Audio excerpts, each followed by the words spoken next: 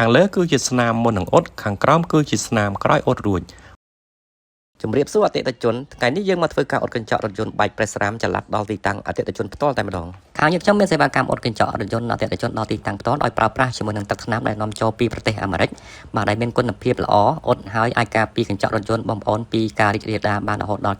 90% យើងខ្ញុំមានជាងជំនាញដែលមានបទពិសោធន៍ជាច្រើនឆ្នាំក្នុងការអ៊ុតកញ្ចក់រថយន្តទំនើបដែលបែកប្រេសរ៉ាមនិងបានសិក្សាអំពីការអ៊ុតកញ្ចក់បែកប្រេសរ៉ាមនិងរបៀបនៃការប្រើប្រាស់ឧបករណ៍ទំនើបទាន់សម័យនៅអឺរ៉ុបនៃប្រទេសអាមេរិកដោយឥតប្រើខ្សែមានភាពងាយស្រួលរហ័សចំណេញពេលវេលាទាំងជាងនិងអតិថិជនមិនឲ្យអតិថិជនរងចាំយូរដោយយើងខ្ញុំប្រើប្រាស់កាវអាមេរិកនិងភ្លើង UV កម្ដៅកាវរបស់ប្រទេសអាមេរិកប្រើម្ដង2ក្នុងពេលតែមួយ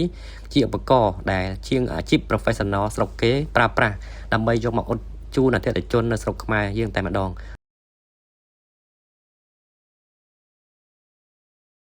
ខាងលើគឺជាស្នាមមុននឹងអ៊ុតខាងក្រោមគឺជាស្នាមក្រោយអ៊ុតរួចសូមអរគុណដល់អតិថិជនកន្លងមកដែលធ្វើការគាំទ្រនៅសេវាកម្មអ៊ុតកញ្ចក់ឡានបែកសេវាកម្មបិទ UV ការពារកម្ដៅថ្ងៃនិងសេវាកម្មដូរកញ្ចក់រថយន្តថ្មី